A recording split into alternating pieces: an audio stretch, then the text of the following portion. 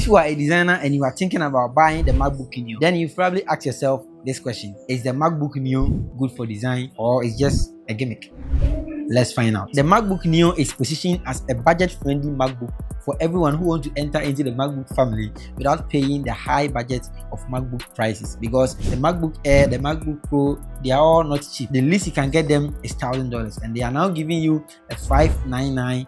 That is a $599, which if you are a student, you can even get it at $499. So in this particular video, I'm going to break everything down so that you know whether the display, the battery, the performance, and everything about this laptop is really good for design or not. Now let's begin with the display. Design depends heavily on the color accuracy of your laptop, and if the color accuracy of your laptop is not good, it means you're going to design something on your laptop and it's going to look different on your phone or on other PCs with better display. So that is the first thing that you have to check whenever you are buying a laptop for design. And so comparing these specs to the MacBook Neo, the MacBook Neo rocks a 13-inch LCD display. Now with this display, Apple boasts of 1 billion colors and then 3.6 million pixels for incredible resolution. Aaron, which is Mr. Who's the Boss, did a comparison with this laptop. He compared this laptop with the Windows laptop with the same price range, and this laptop beats the Windows laptop when it comes to color representation and also peak brightness. The screen was brighter and it represents colors better than the Windows laptop in that price range. But for me, the screen is small and it does not represent colors that much, so 6/10 when it comes to the display. Now let's move on to something critical when it comes to the performance of every laptop. Now with this processor, when it comes to MacBooks, the M1, the M2, the M3, the M4,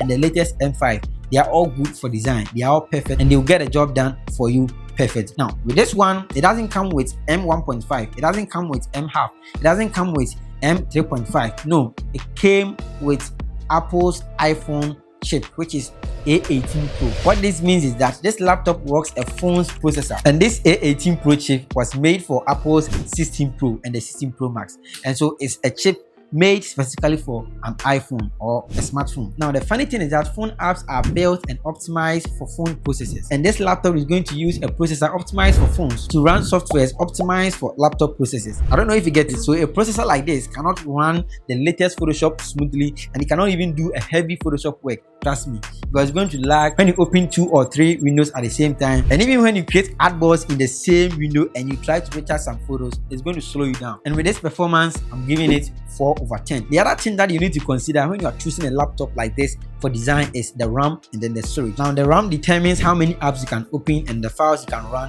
smoothly at the same time, and this laptop comes with 8GB of RAM, and for designers the minimum you should go for is 16GB. So with this one, that is 8GB of RAM, which the painful aspect is that it is not upgradable. This simply means that you cannot buy a RAM and then add it to it. So if you buy the MacBook Neo, which is 8GB right now, you are going to get 8GB of it for your whole life. If you want to change it, that means you have to go and buy a new one, that is a new laptop that comes in 16GB or 32GB. You cannot buy a separate RAM, open the laptop and put it inside like you can do for other Windows laptops in this price range.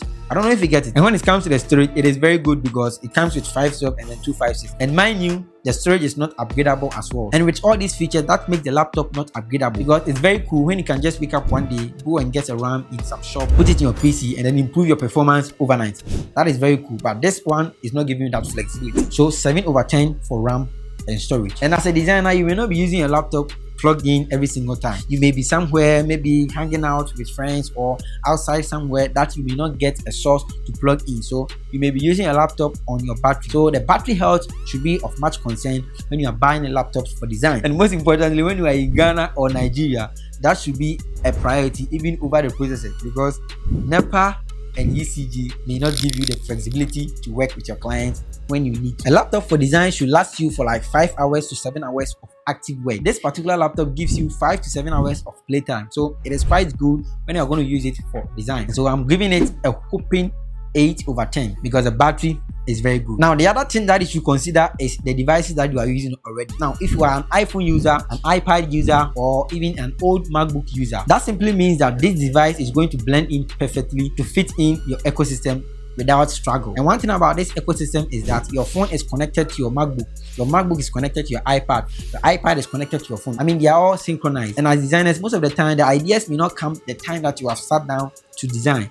It comes maybe when you are doing something else. So when you have your phone with you and you don't have your laptop, you can do something with your phone and it's going to show on your MacBook. So when you come and you open your MacBook, you just continue from there. So some things like that is going to give you some much flexibility when it comes to choosing the laptop that is going to fit your ecosystem. So with this kind of ecosystem, I am giving it 9/10. That is the highest rating so far because the ecosystem is that strong. Now the MacBook Neo is lightweight, it is portable, it is simple, and as well as affordable as compared to the other MacBook. But if you are going to use it for motion design, 3D rendering, and any heavy design works, then this laptop is definitely not for you. And one funny thing is that it comes with just 2 ports. That is 2 USB Type-C ports. One is USB 3.2 and the other one is USB 2.0. That means just 1 port for fast file transfer. So if you need an extra port, that means you need an adapter, which is an extra cost and it comes to an extra load when you are packing your stuff. Finally, the MacBook Neo is a good choice for students, for UI UX designers, because Figma does not need too much specs to load. And it's also good for beginner graphic designers who are going to do some light works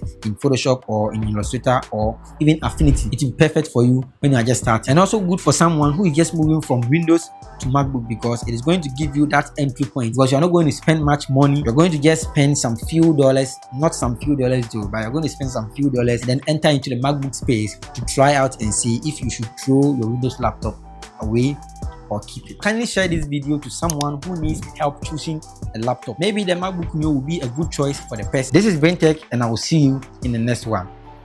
Peace.